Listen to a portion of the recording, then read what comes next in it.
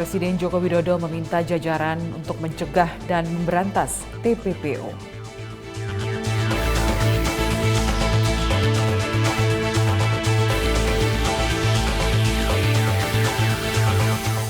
Irjen Pol Teddy Minahasa diputuskan melanggar kode etik dan diberi sanksi pemberhentian tidak dengan hormat.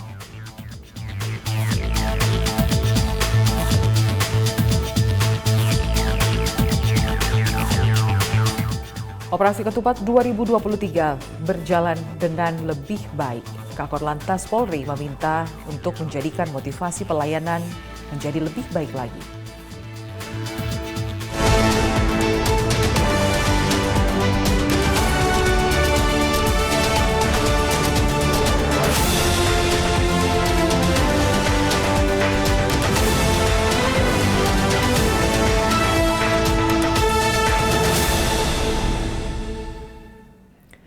Selamat siang pemirsa, saya Lydia Rotinsulu kembali menemani Anda dalam Presisi Siang edisi Rabu 31 Mei 2023. Selama 1 jam ke depan kami akan menghadirkan sejumlah informasi yang telah kami siapkan untuk Anda.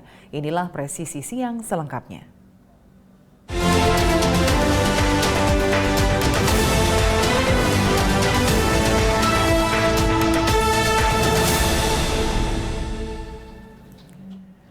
Pemirsa, Presiden Joko Widodo merestrukturisasi Satgas Tim Tindak Pidana Perdagangan Orang dan memerintahkan ada langkah-langkah cepat penanganan tindak pidana perdagangan orang.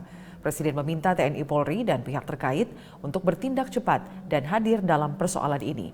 Data BP2MI menunjukkan lebih dari 1.900 warga Indonesia meninggal dunia akibat TPPO. Presiden Joko Widodo memimpin rapat internal kabinet mengenai pencegahan tindak pidana perdagangan orang di Istana Merdeka, Jakarta. Dalam rapat ini, Presiden Jokowi meminta jajaran untuk mengambil langkah cepat untuk mencegah serta memberantas tindak pidana perdagangan orang.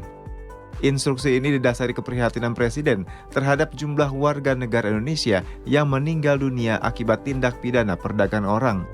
Usai rapat, Menko Polhukam Mahfud MD mengungkapkan, berdasarkan data dari Badan Nasional Penempatan dan Perlindungan Tenaga Kerja Indonesia atau BP2MI, jumlah korban dari Indonesia yang meninggal dunia akibat TPPO mencapai lebih dari 1.900 orang. Oleh sebab itu Presiden tadi menyatakan melakukan restrukturisasi Satgas, tim tindak pidana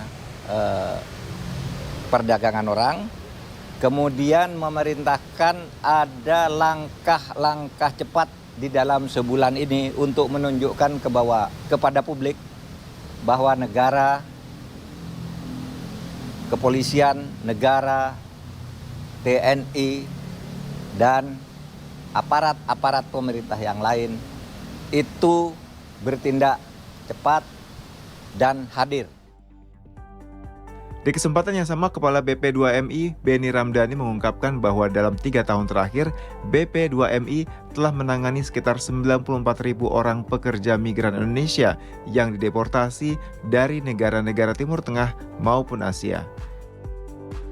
Dari jumlah ini, sekitar 90% diantaranya berangkat secara tidak resmi dan diyakini diberangkatkan oleh sindikat penempatan ilegal pekerja migran Indonesia. Alarm praktek TPPO ini sebetulnya sudah diingatkan oleh World Bank. Tahun 2017 merilis bahwa ada 9 juta orang Indonesia yang bekerja di luar negeri. Padahal yang tercatat resmi di Cisco P2MI itu kurang lebih hanya 4,7 juta. Jadi asumsinya adalah ada 4,3 juta mereka orang Indonesia yang bekerja di luar negeri yang berangkat secara unprosedural dan diyakini oleh sindikat penempatan ilegal. Presiden sudah memerintahkan perang melawan sindikat, ini harus terus dilakukan, negara tidak boleh kalah, negara harus hadir, dan hukum harus bekerja. Rapat ini juga dihadiri Panglima TNI Laksamana Yudo Margono, Kapolri Jenderal Polisi Listio Sigit Prabowo, dan Sekretaris Kabinet Pramono Anung. Korlantas Polri menggelar Rakor ANEF Pelaksanaan Operasi Ketupat 2023. Menurut Kakor-Lantas Polri, apresiasi dan hasil survei yang telah ada dapat memotivasi dan memacu untuk berbuat lebih baik lagi dalam pengayoman dan pelayanan, khususnya di bidang Kamseltib Carlantas.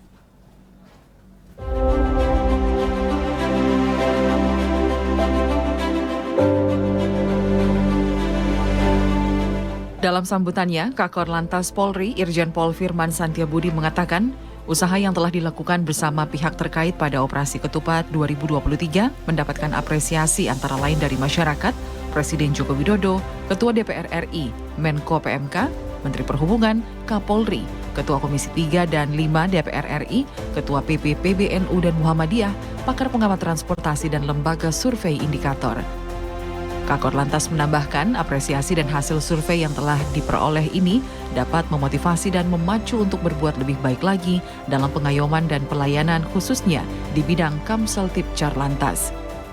Ya, pertama tentunya saya atas nama pribadi dan khususnya sebagai Kakor Lantas mengucapkan terima kasih dan penghargaan serta apresiasi kepada semua pihak, khususnya juga kepada personel kami di lalu lintas di lapangan yang sudah bekerja keras tentunya sejak mulai persiapan sampai dengan pasca pelayanan masyarakat yang melaksanakan mudik maupun balik.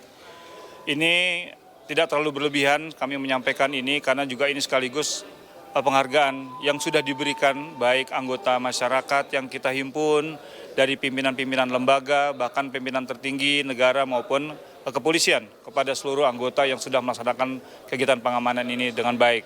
Tentunya ANEF hari ini harus menjadi modal bagi kita untuk memacu kembali semangat pengabdian kita bahwa Lebaran ke depan masih akan terus dilaksanakan oleh masyarakat dan kita perlu terus mengevaluasi, mau membuka diri untuk masukan-masukan dan penyempurnaan pelayanan sehingga masyarakat akan merasakan kehadiran pemerintah, anggota kepolisian dengan semua stakeholders yang ada di lapangan sehingga menjadikan sukses bersama ini sekaligus juga menjadi ujian untuk kegiatan-kegiatan kita yang ada di depan. Masih banyak menunggu tugas-tugas yang lain, oleh karena itu anggota harus tetap semangat, harus tetap bisa menjaga diri, kesehatan, perlengkapan. Nah, kita juga akan terus melakukan hal-hal yang tentunya menjadi lebih baik lagi ke depan, tanpa harus menimbulkan satu kegiatan-kegiatan yang bersifat kontraproduktif di lapangan. Tetap semangat kepada seluruh anggota, selamat bertugas. Irjen Pol Firman Santiabudi berharap dari temuan yang ada saat Operasi Ketupat dapat ditindaklanjuti dengan pihak terkait di kewilayahan dengan harapan dapat ditangani.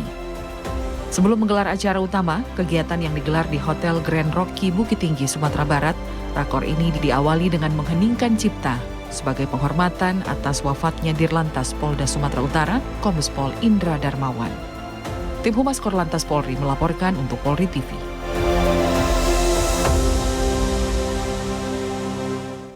Dalam 12 hari pelaksanaan operasi Pekat Semeru 2023, Polres Gresik Polda Jawa Timur berhasil mengungkap 46 kasus pencurian kendaraan bermotor, pencurian dengan kekerasan, dan pencurian dengan pemberatan. Dari pengungkapan kasus ini, sebanyak 21 pelaku kejahatan berhasil diamankan oleh Polres Gresik.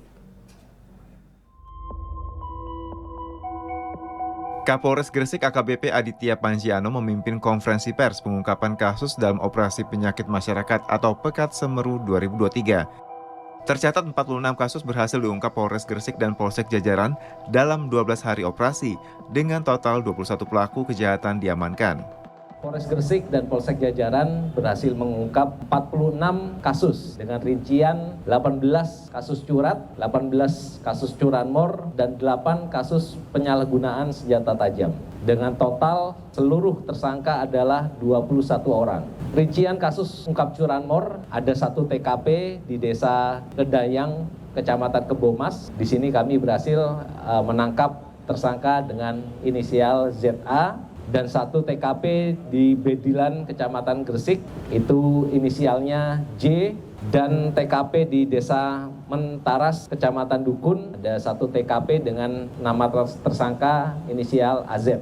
Untuk 1 TKP ada di Desa Sidojakun, Kecamatan Menganti, dengan inisial tersangka RM. 1 TKP juga di Desa Manyarjo, Kecamatan Manyar, dengan nama tersangka inisial AF. Lalu kami berhasil menangkap 2 tersangka, yaitu inisial SA dan inisial MA, yang melakukan tindakan curanmor ini di 3 TKP. Yang pertama di Dahan Rejo, Kecamatan Kebomas, di Desa Suci, Kecamatan Manyar, dan di Desa Dahan Rejo, Kecamatan Kebomas. Dan yang terakhir ada juga di 3 TKP kami mengamankan 3 orang tersangka dengan inisial DH, MRA, dan SAR, yaitu TKP-nya di Desa Wringin Anom, Kecamatan Wringin Anom, dan di Desa Metatu, Kecamatan Benjeng, dan di Desa Mulung, Kecamatan Riorjo. Seluruh modus operandi yang dilakukan oleh tersangka yaitu melakukan pencurian dengan merusak kunci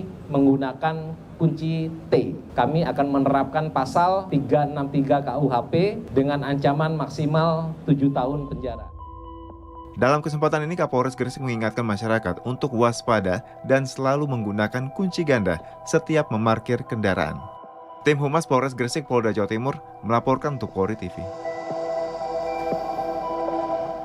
Pemirsa, tetaplah bersama kami, Presisi Siang akan segera kembali.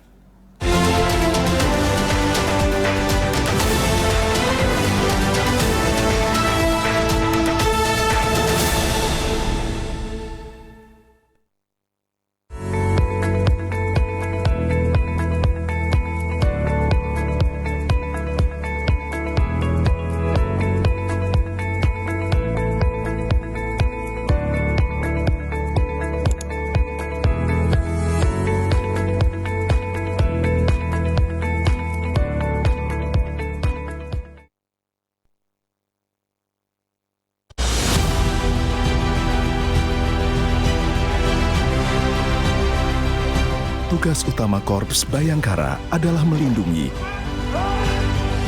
mengayomi, dan melayani masyarakat hingga ke penjuru Nusantara.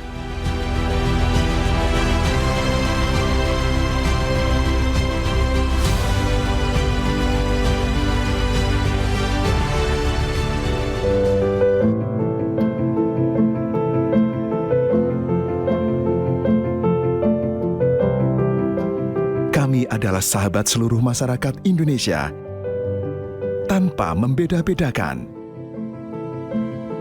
Termasuk mereka, anak-anak yang lahir istimewa dengan keterbatasannya. Mereka adalah manusia kuat, yang tidak kenal kata menyerah. Mari bergandengan bersama, ulurkan kasih.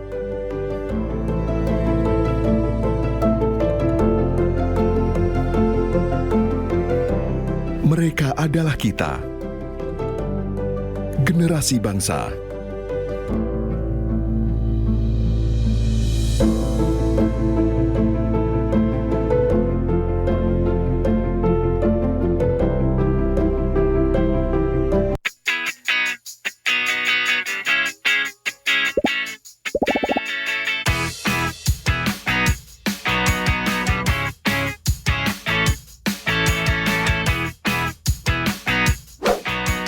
Informasi terhangat dari tanah air.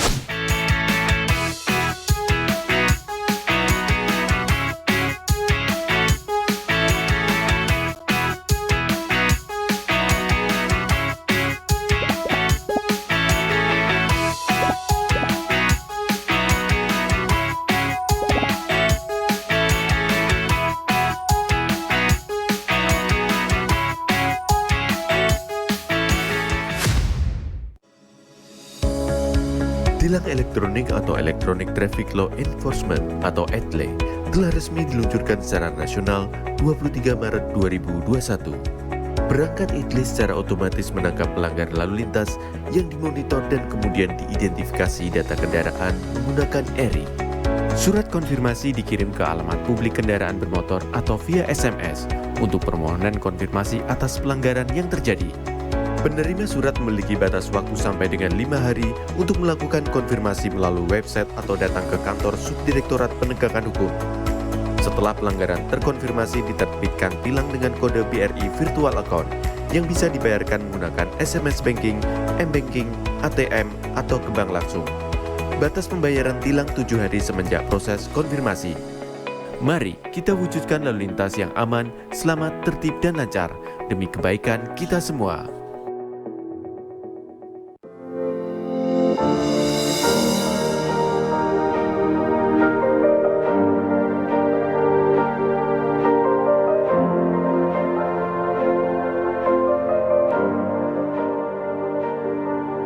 Silakan Anda memasukkan nomor induk kependudukan dan masukkan huruf dan angka yang sesuai dengan kolom kode CAPTA.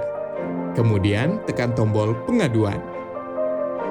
Silakan dilanjutkan dengan mengisi nomor handphone dan alamat email yang aktif Anda gunakan. Terdapat 2 pilihan tujuan, yaitu Mabes dan Polda. Sedangkan tujuan Polres akan diakomodir melalui Poldanya. Silahkan masukkan nama dan alamat terlapor untuk mempermudah proses pelaporan Anda. Serta jangan lupa melampirkan dokumen penunjang laporan tersebut. Tekan tombol kirim aduan. Terima kasih, laporan Anda sudah kami terima. Untuk mengetahui perkembangan pelaporan yang sudah Anda buat, Anda dapat melakukan monitoring dengan cara menekan tombol cek status. Masukkan username berupa nomor induk kependudukan dan password yang telah dikirimkan melalui email yang sudah Anda daftarkan. Di dalam halaman dashboard, Anda bisa mengetahui berapa kali Anda sudah membuat laporan, informasi konsultasi, tujuan aduan Anda, isi dari aduan Anda, serta status aduan. Dalam halaman detail laporan, Anda bisa mengetahui semua data yang sudah dimasukkan. Apabila Anda ingin mencetak laporan, silahkan tekan tombol print laporan. Untuk mengetahui perkembangan pelaporan, Anda dapat memonitor setelah mendapatkan hasil laporan dari admin Humas Presisi. Apabila Anda merasa memerlukan konsultasi, silakan isi form konsultasi agar dapat berkomunikasi secara online dengan admin. Kami hadir untuk melayani serta mempermudah proses pengaduan Anda. Terima kasih.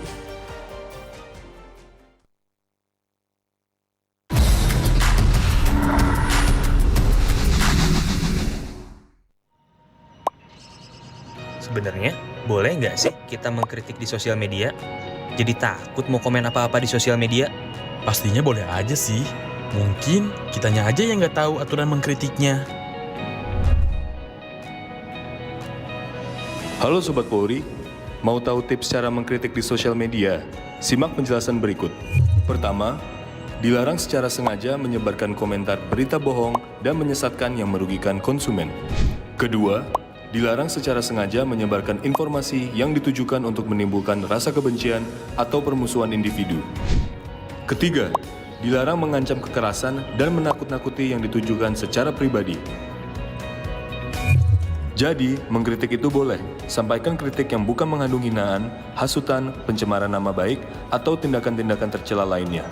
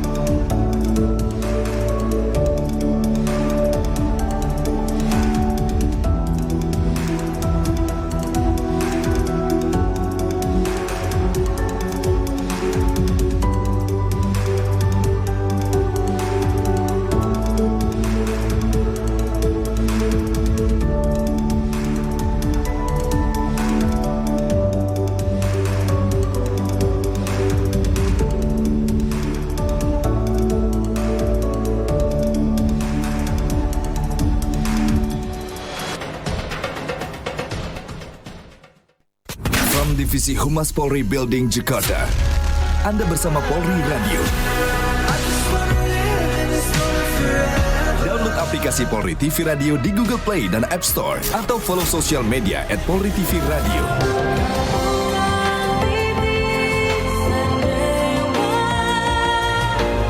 Polri Radio, transparansi informasi dan terpercaya.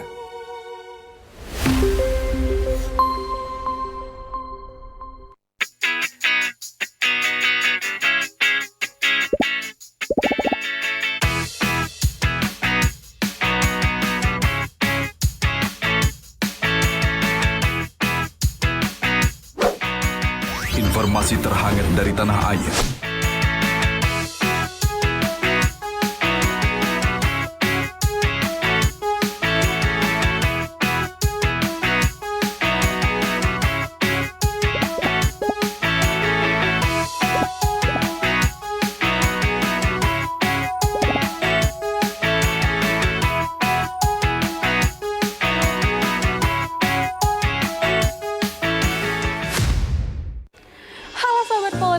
kali ini Tamara ada informasi menarik nih. Menjelang peringatan Hari Bayangkara ke-77, Divisi Humas Polri mengadakan beberapa lomba yang sangat menarik. Di antaranya TikTok, film pendek, infografis, fotografi, menulis cerpen, mendongeng, serta menulis artikel jurnalistik. Penasaran nggak apa aja syarat dan ketentuannya? Yuk pantengin media sosial kita untuk dapetin informasi lebih lengkapnya ya.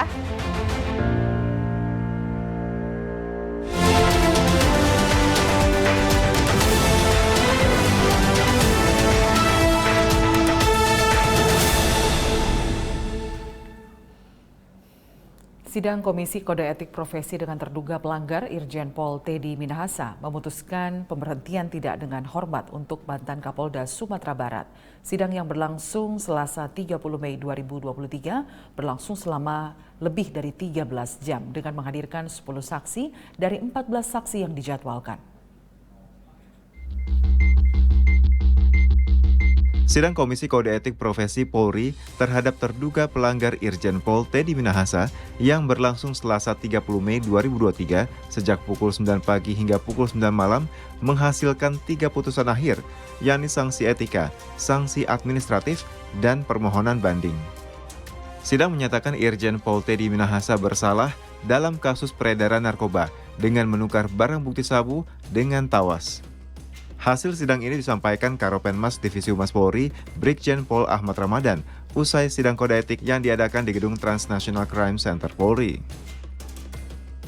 Wujud perbuatan, terduga pelanggar telah memerintahkan AKBP DP untuk menyisihkan barang bukti narkotika jenis sabu sebanyak 41,4 kg yang merupakan hasil tangkapan Satres Narkoba Polres Bukit Tinggi dengan mengganti tawas seberat 5 kg serta memerintahkan untuk menyerahkan sabu sebesar 5 kg kepada saudara LP alias AN untuk dijual.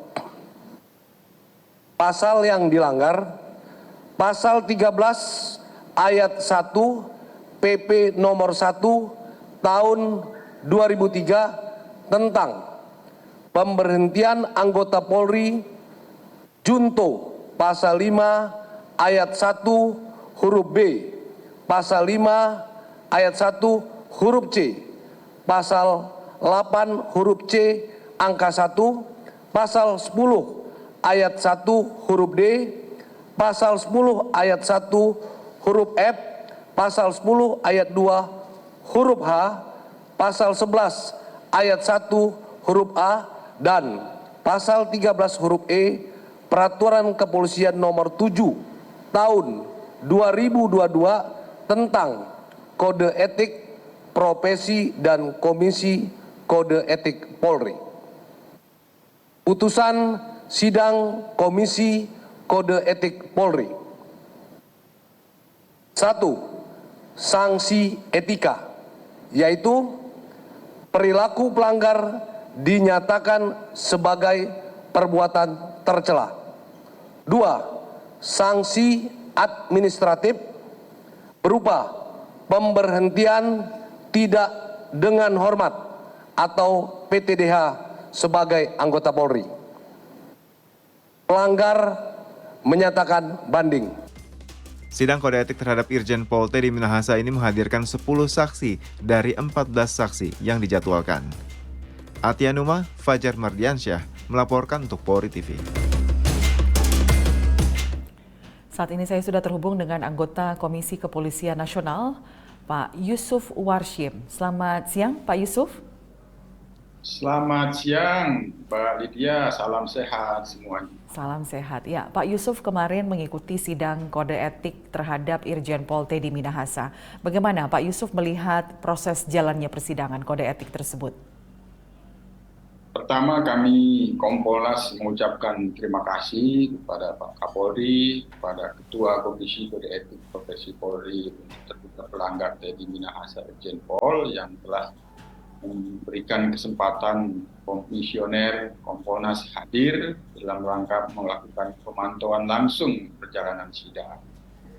Yang kedua, putusan Komisi Kode Etik tentu patut kita apresiasi karena perjalanan proses sidang yang telah kami pantau langsung berjalan dengan baik dan putusannya sebagaimana yang diharapkan sebelumnya bahwa yang bersangkutan telah diberikan putusan sanksi yang seberat-beratnya yaitu sanksi administrasi pemberhentian tidak dengan hormat.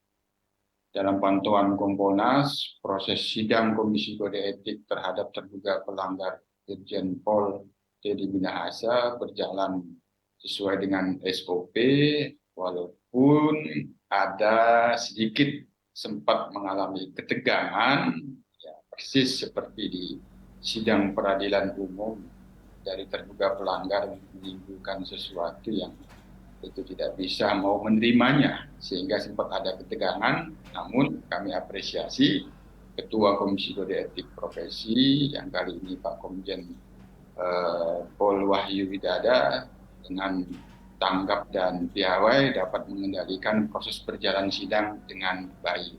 Yang ketiga, tentu putusan Komisi Kode Etik Profesi ini top, tegas, dan responsif atas pemulihan kredibilitas dan reputasi institusi yang barangkali sempat tercemar adanya perbuatan yang sudah dibuktikan melanggar kode etik, sehingga ini membuktikan bahwa Pak Kapolri berkomitmen tegas kepada siapapun yang itu melakukan pelanggaran, terutama terhadap narkotika, tidak pandang bulu, tidak ada toleransi, dan ini merupakan sebuah putusan tegas. Walaupun demikian tentu kita tetap patut menghormati karena secara peraturan perundang-undangan terduga pelanggar memiliki hak yang salah satunya yang bersangkutan melakukan banding. Jadi tentu ini kita tetap hormati.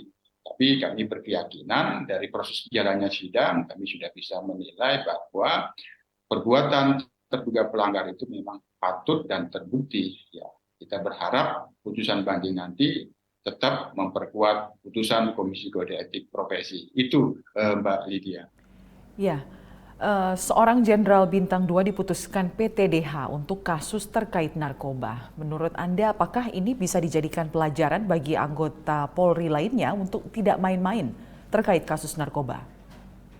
Yang namanya organisasi tentu tidak semuanya dapat berperilaku baik, terpuji sesuai dengan yang dikehendaki oleh organisasi itu, sesuai dengan yang dikehendaki oleh tuntunan dan tuntutan kode etik profesi. Ada ulah-ulah oknum yang melakukan pelanggaran, salah satunya seperti ini. Hanya sangat disayangkan memang perbuatan ini dilakukan oleh perwira tinggi yang berbintang 2. Tentu ini menjadi sebuah pelajaran yang sangat berharga untuk tidak adanya pengulangan kembali oleh ada oknum-oknum, terutama oleh oknum pimpinan setingkat terduga pelanggar TM ini.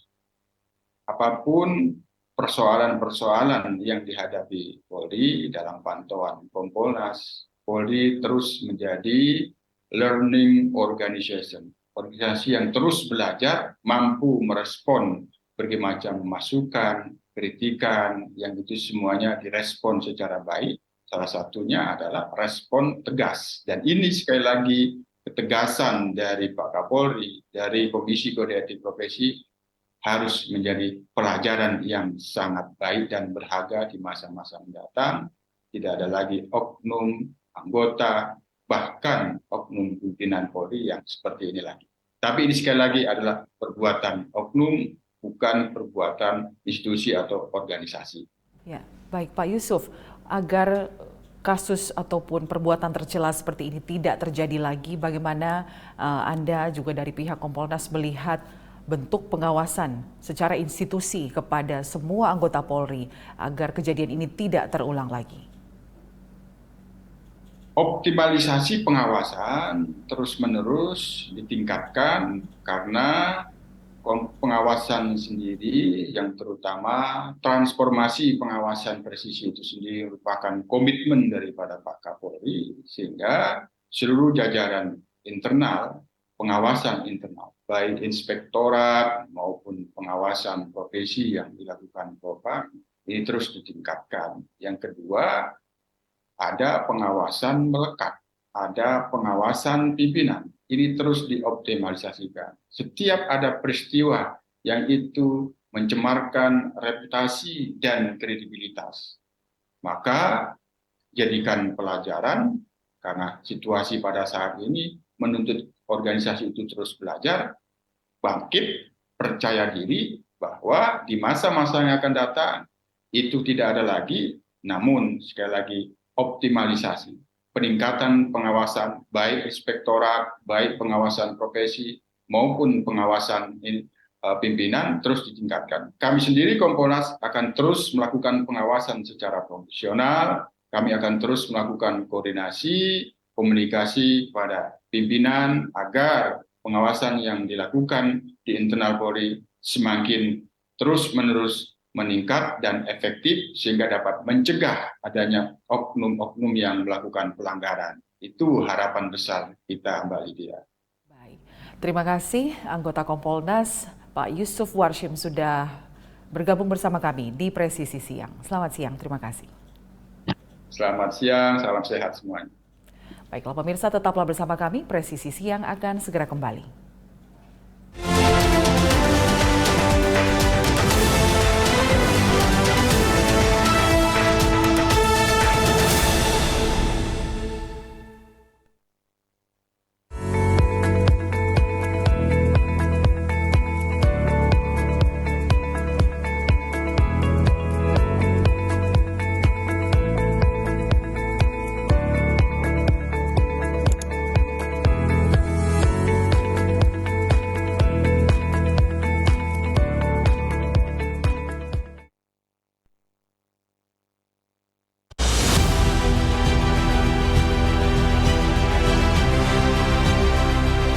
Tugas utama Korps Bayangkara adalah melindungi,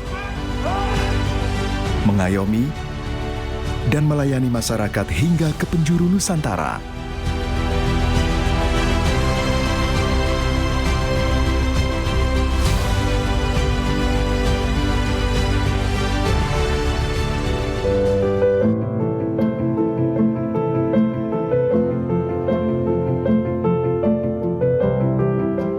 Kami adalah sahabat seluruh masyarakat Indonesia, tanpa membeda-bedakan. Termasuk mereka, anak-anak yang lahir istimewa dengan keterbatasannya. Mereka adalah manusia kuat, yang tidak kenal kata menyerah. Mari bergandengan bersama, ulurkan kasih.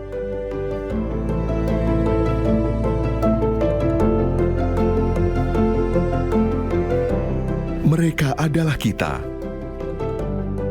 generasi bangsa.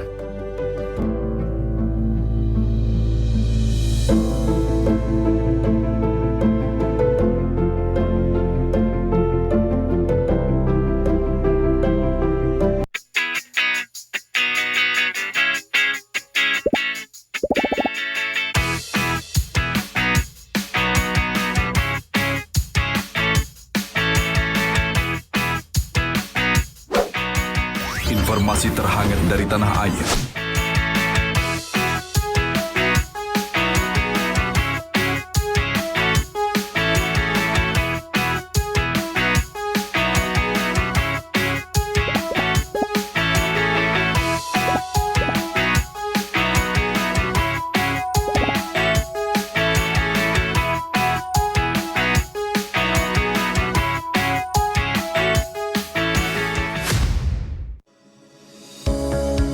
Tilang elektronik atau Electronic Traffic Law Enforcement atau ETLE telah resmi diluncurkan secara nasional 23 Maret 2021. Perangkat Itlis secara otomatis menangkap pelanggar lalu lintas yang dimonitor dan kemudian diidentifikasi data kendaraan menggunakan ERI. Surat konfirmasi dikirim ke alamat publik kendaraan bermotor atau via SMS untuk permohonan konfirmasi atas pelanggaran yang terjadi. Penerima surat memiliki batas waktu sampai dengan 5 hari untuk melakukan konfirmasi melalui website atau datang ke kantor Subdirektorat Penegakan Hukum. Setelah pelanggaran terkonfirmasi, diterbitkan tilang dengan kode BRI Virtual Account yang bisa dibayarkan menggunakan SMS Banking, M-Banking, ATM, atau ke bank langsung. Batas pembayaran tilang 7 hari semenjak proses konfirmasi.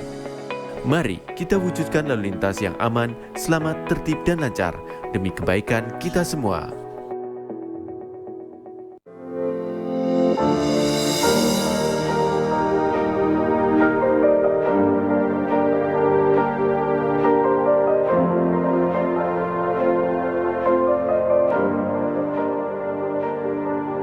Silakan Anda memasukkan nomor induk kependudukan dan masukkan huruf dan angka yang sesuai dengan kolom kode CAPTA. Kemudian tekan tombol pengaduan. Silakan dilanjutkan dengan mengisi nomor handphone dan alamat email yang aktif Anda gunakan. Terdapat 2 pilihan tujuan, yaitu Mabes dan Polda. Sedangkan tujuan Polres akan diakomodir melalui Poldanya. Silahkan masukkan nama dan alamat terlapor untuk mempermudah proses pelaporan Anda. Serta jangan lupa melampirkan dokumen penunjang laporan tersebut. Tekan tombol kirim aduan. Terima kasih, laporan Anda sudah kami terima. Untuk mengetahui perkembangan pelaporan yang sudah Anda buat, Anda dapat melakukan monitoring dengan cara menekan tombol cek status. Masukkan username berupa nomor induk kependudukan dan password yang telah dikirimkan melalui email yang sudah Anda daftarkan.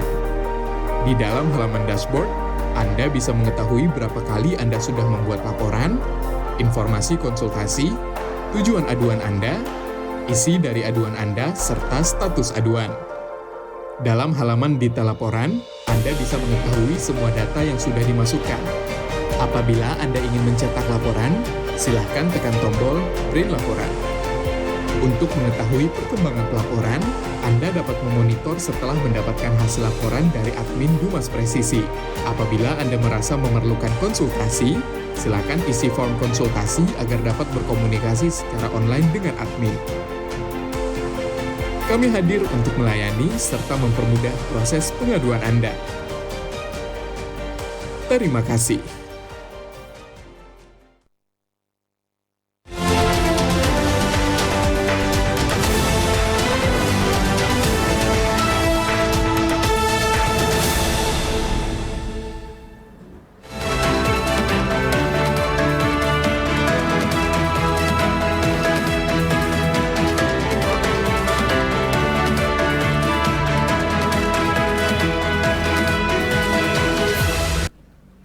Pemirsa, saatnya kami menyampaikan informasi arus lalu lintas, dan untuk mengetahui situasi lalu lintas di sejumlah lokasi di Jawa Barat dan Jawa Timur, kita sudah terhubung dengan Bribtu Sarah, anggota NTMC Korlantas Polri.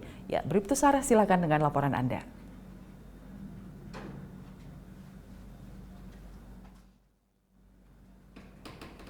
Baik, selamat siang pemirsa, saya Bribtu Sarah dari NTMC Polri akan melaporkan situasi arus lalu lintas pada siang hari ini melalui pantauan CCTV Korlantas Polri Jakarta. Dan untuk pantauan arus lalu lintas yang pertama, dari kawasan Mega Mall Karawang, Jawa Barat. Dan untuk situasi arus lalu lintas pada siang hari ini dari Jalan Jenderal Ahmad Yani akan mengarah ke Jalan Pantura dalam keadaan kondusif lancar.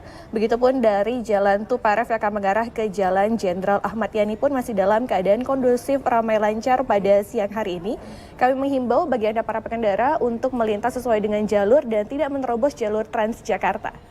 Yang kedua, kita beralih ke kawasan Pospol Cisarua, Bogor. Dari arah Puncak yang akan mengarah ke Jakarta maupun Ciawi, terdapat perlambatan kecepatan pada kawasan ini, namun dari arah sebaliknya dalam keadaan kondusif ramai lancar. Kami menghimbau bagi Anda para pengendara yang akan melintasi kawasan ini untuk berhati-hati dikarenakan banyaknya pusat perbelanjaan, pertokoan dan juga aktivitas masyarakat serta banyaknya tempat wisata yang berada pada kawasan ini. Kita beralih ke CCTV yang ketiga dari kawasan Pospol Lantas Ledeng, Bandung, Jawa Barat. Situasi arus lalu lintas dari arah Lembang yang akan mengarah ke Setiabudi pun masih dalam keadaan ramai pada siang hari ini. Tetap jaga batas aman kecepatan kendaraan Anda serta batas kecepatan maksimal kendaraan Anda dengan kendaraan lain. Dan yang terakhir kita akan pantau dari kawasan Citowaru, Surabaya, Jawa Timur. Situasi arus lalu lintas dari arah Sidoarjo akan mengarah ke Surabaya melalui Jalan Ahmad Yani pada siang hari ini dalam keadaan ramai lancar. Tetap jaga batas kecepatan maksimal kendaraan Anda dan jarak aman kendaraan Anda dengan kendaraan lain. Demikian informasi tentang kondisi arus lalu lintas pada siang hari ini. Selalu patuhi aturan dalam berlalu lintas demi terciptanya keamanan, keselamatan, ketertiban, dan kelancaran lalu lintas. Dan untuk kondisi arus lalu lintas terkini, tentunya Anda dapat menghubungi call center kami di 1500669 atau melalui SMS Center di 9119. Stop pelanggaran, stop kecelakaan, keselamatan untuk kemanusiaan, salam presisi. Terima kasih Bribtu Sarah atas informasinya. Selamat kembali bertugas.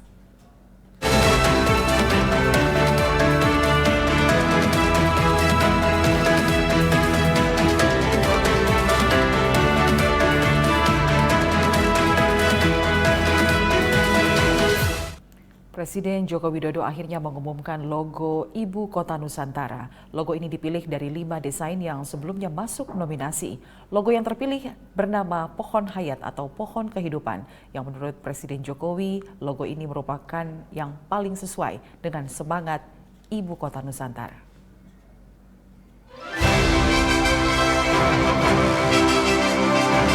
Dalam acara peluncuran logo IKN di Istana Negara, Presiden Jokowi menegaskan bahwa logo Pohon Hayat hasil karya desainer Aulia Akbar merupakan pilihan masyarakat. Setidaknya ada sebanyak 500.000 orang yang berpartisipasi dalam vote yang dibuka Badan Otorita IKN. Menurut Presiden Jokowi, logo ini memiliki makna filosofis sebagai pohon kehidupan. Desain logo yang terinspirasi dari pohon hayat sebagai simbol sumber kehidupan, 5 akar melambangkan Pancasila, 7 batang mewakili pulau besar, dan 17 kembang mekar menjadi simbol kemerdekaan yang abadi. Pohon hayat ini adalah pohon kehidupan. Pohon kehidupan, dan kita semuanya berharap logo Pohon Hayat ini akan menginspirasi IKN untuk menciptakan tempat kehidupan baru bagi kita semuanya, yang menjadi sumber kehidupan bagi seluruh masyarakat Indonesia nantinya. Logo Pohon Hayat juga memiliki filosofi yang sejalan dengan semangat pembangunan IKN, menumbuhkan rasa bangga dengan jati diri bangsa sebagai negara besar, sebagai bangsa yang besar, bangsa yang majemuk, dan menggugah kesadaran masyarakat untuk menjaga alam dan juga lingkungan beserta ekosistemnya. Dan juga memperkuat ikhtiar usaha kita bersama untuk berkontribusi bagi percepatan pembangunan Ibu Kota Nusantara kita, Ibu Kota masa depan Indonesia.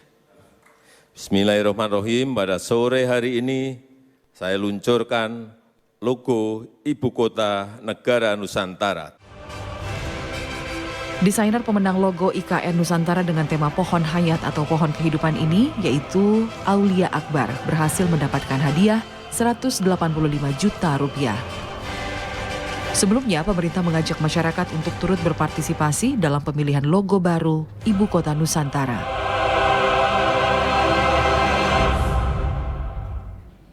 Dalam rangka Hari Nelayan ke-63, Pelabuhan Ratu, TNI Polri, dan masyarakat melakukan aksi bersama membersihkan pantai. Kegiatan ini juga dilakukan untuk semakin memperkuat soliditas dan sinergitas TNI Polri. Ribuan masyarakat bersama dengan Polres Sukabumi, Kodim 0622 Sukabumi, dan Pemda Sukabumi melakukan aksi bersih pantai. Kegiatan yang dilakukan dalam rangka Hari Nelayan ke-63 Pelabuhan Ratu ini mengusung tema Cleaning Beach guna memperkuat soliditas dan sinergitas TNI Polri, Pemda Sukabumi, dan masyarakat untuk kemajuan Sukabumi.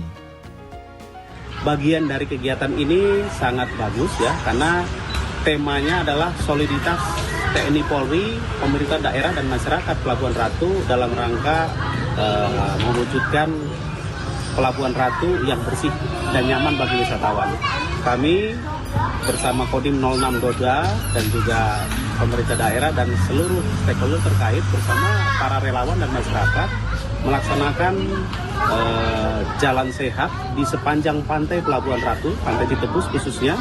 Kemudian para peserta ini sambil berjalan memungut sampah yang ditemui di sepanjang pantai dan dikumpulkan di titik yang telah ditentukan oleh panitia. Kapolres Sukabumi berharap kegiatan ini bisa terus dilaksanakan dan seluruh elemen masyarakat dan pihak terkait bisa terus menjaga kebersihan pantai. Tim Humas Polres Sukabumi, Polda Jawa Barat melaporkan untuk Polri TV. Presisi Siang akan segera kembali, tetaplah bersama kami.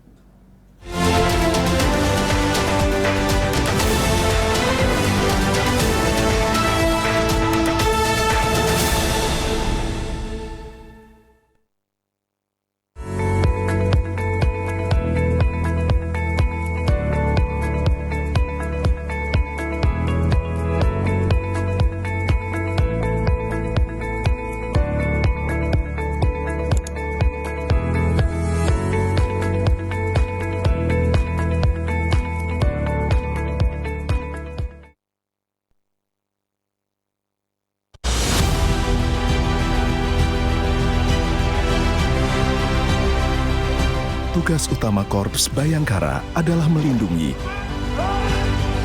mengayomi, dan melayani masyarakat hingga ke penjuru Nusantara.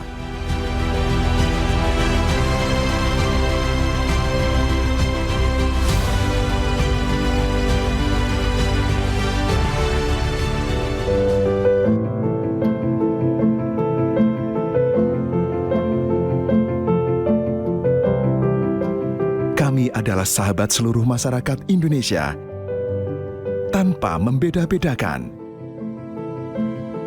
Termasuk mereka, anak-anak yang lahir istimewa dengan keterbatasannya. Mereka adalah manusia kuat, yang tidak kenal kata menyerah. Mari bergandengan bersama, ulurkan kasih.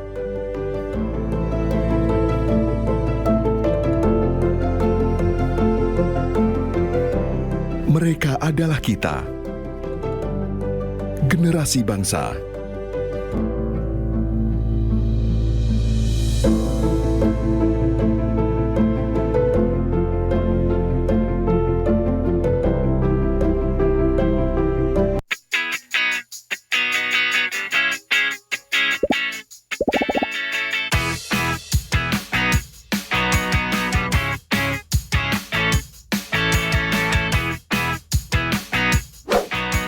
Informasi terhangat dari tanah air.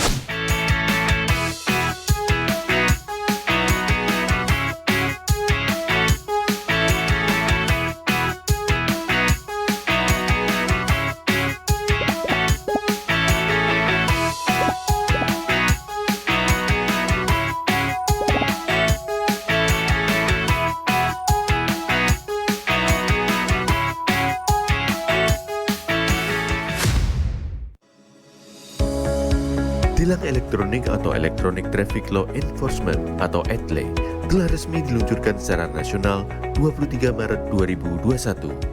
Perangkat ETLE secara otomatis menangkap pelanggar lalu lintas yang dimonitor dan kemudian diidentifikasi data kendaraan menggunakan ERI. Surat konfirmasi dikirim ke alamat publik kendaraan bermotor atau via SMS untuk permohonan konfirmasi atas pelanggaran yang terjadi. Penerima surat memiliki batas waktu sampai dengan 5 hari untuk melakukan konfirmasi melalui website atau datang ke kantor Subdirektorat Penegakan Hukum. Setelah pelanggaran terkonfirmasi, diterbitkan tilang dengan kode BRI Virtual Account yang bisa dibayarkan menggunakan SMS Banking, M-Banking, ATM, atau ke bank langsung. Batas pembayaran tilang 7 hari semenjak proses konfirmasi. Mari kita wujudkan lalu lintas yang aman, selamat, tertib, dan lancar demi kebaikan kita semua.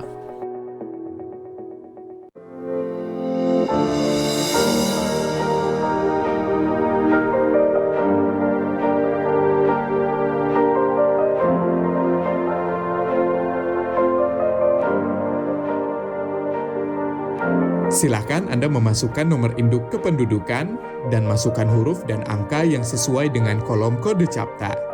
Kemudian tekan tombol pengaduan. Silakan dilanjutkan dengan mengisi nomor handphone dan alamat email yang aktif Anda gunakan. Terdapat dua pilihan tujuan, yaitu Mabes dan Polda. Sedangkan tujuan Polres akan diakomodir melalui Poldanya. Silahkan masukkan nama dan alamat terlapor untuk mempermudah proses pelaporan Anda. Serta jangan lupa melampirkan dokumen penunjang laporan tersebut. Tekan tombol kirim aduan. Terima kasih, laporan Anda sudah kami terima. Untuk mengetahui perkembangan pelaporan yang sudah Anda buat, Anda dapat melakukan monitoring dengan cara menekan tombol cek status. Masukkan username berupa nomor induk kependudukan dan password yang telah dikirimkan melalui email yang sudah Anda daftarkan.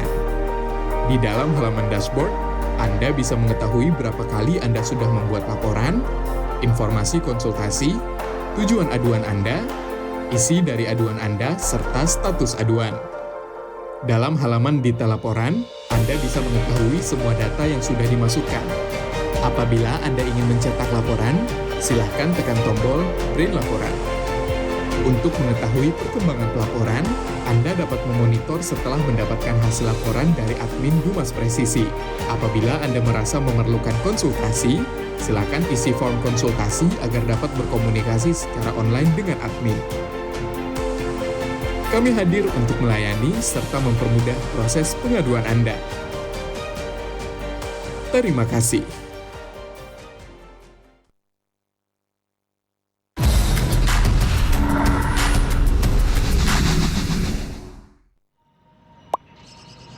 Sebenarnya, boleh nggak sih kita mengkritik di sosial media? Jadi takut mau komen apa-apa di sosial media?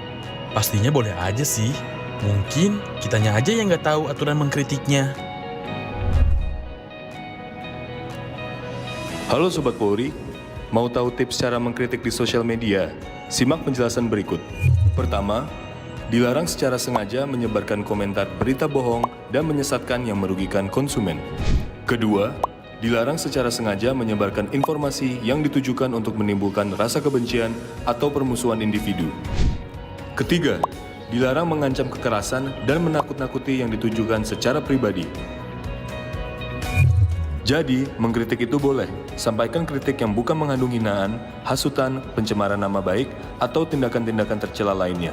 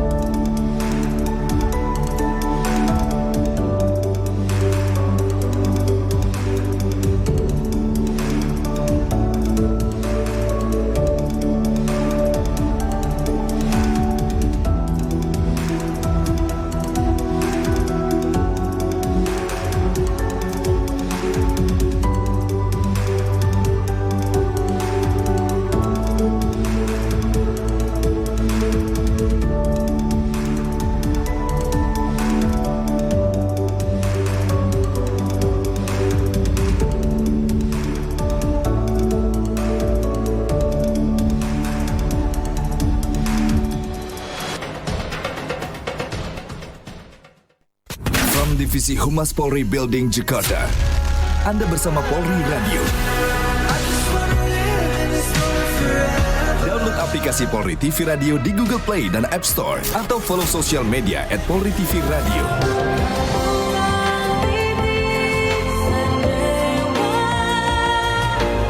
Polri Radio, transparansi informasi dan terpercaya.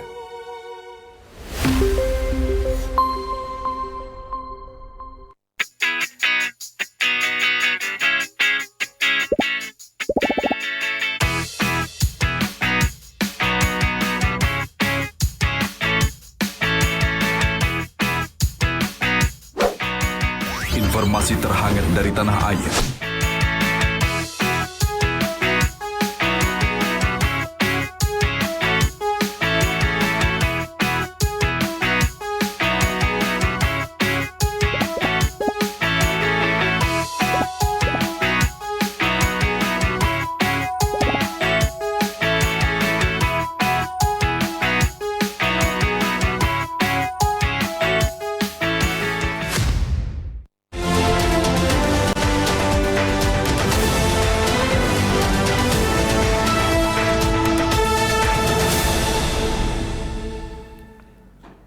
Bribtu Roni Haslian, personel Babin Kamtipmas Polsek Bontocani, Polres Bone, Polda Sulawesi Selatan membuat jembatan darurat untuk perlintasan masyarakat yang menghubungkan dua desa.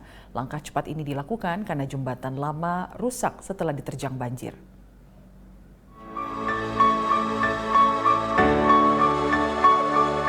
Jembatan utama yang menghubungkan antara desa Buatening dan dusun Tate Tengga di desa Watangcani, kecamatan Bontocani, Bone, Sulawesi Selatan, terputus akibat hujan yang sangat lebat. Sejak jembatan rusak, warga desa setempat tidak bisa melewatinya. Namun dengan kesigapan personel Babin Kamtipmas Polsek Bontocani, Bribtu Roni Haslian, mengambil inisiatif membantu warga untuk menyeberangi jembatan tersebut dengan membuat jembatan darurat. Untuk mencegah terjadinya hal-hal yang tidak diinginkan, Bribtu Roni Haslian membantu warga menyeberangi sungai dengan jembatan bambu darurat yang dibuat bersama warga. Jembatan yang rusak merupakan akses jalan utama.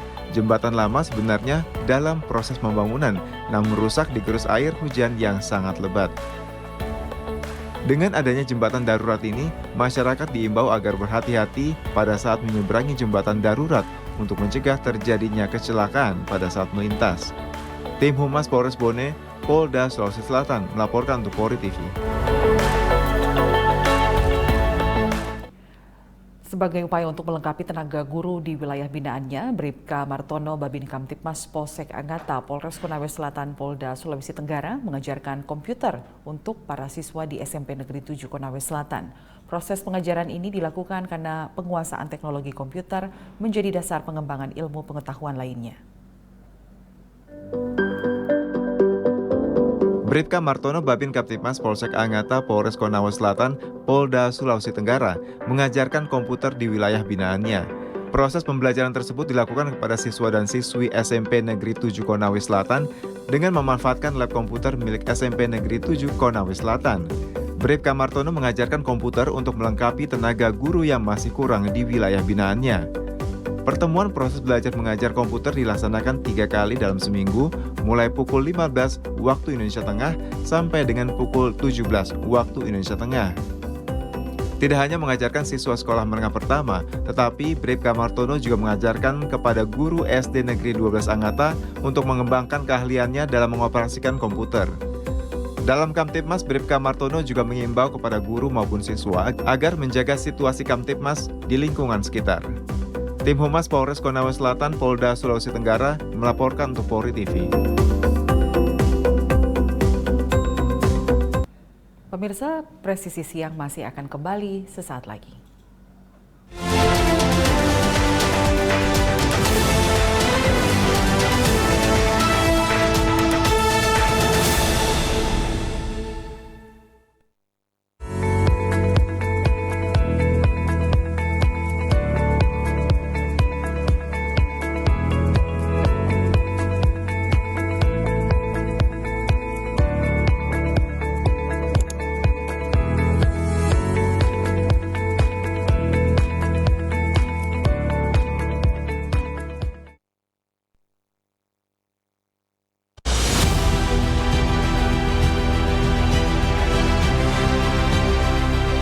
Tugas utama Korps Bayangkara adalah melindungi,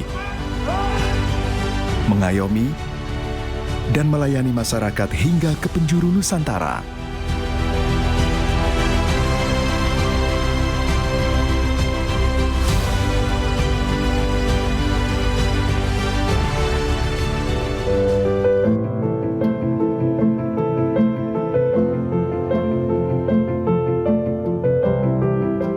Kami adalah sahabat seluruh masyarakat Indonesia, tanpa membeda-bedakan. Termasuk mereka, anak-anak yang lahir istimewa dengan keterbatasannya. Mereka adalah manusia kuat, yang tidak kenal kata menyerah. Mari bergandengan bersama, ulurkan kasih.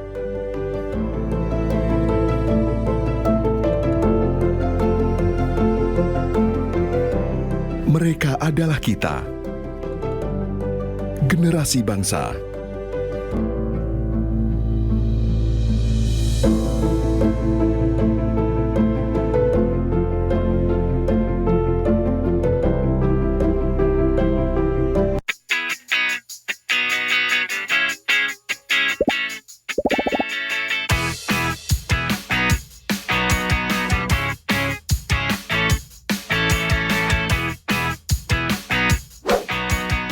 informasi terhangat dari tanah air.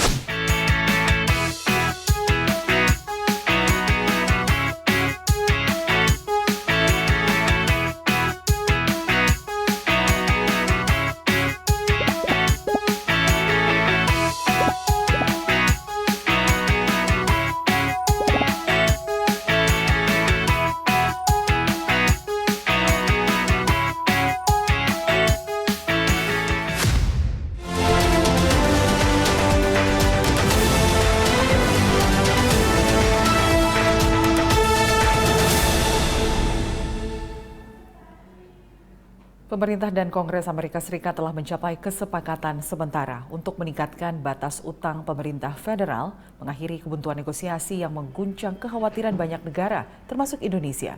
Tapi sebagian analis menilai kekhawatiran soal plafon utang kadang berlebihan.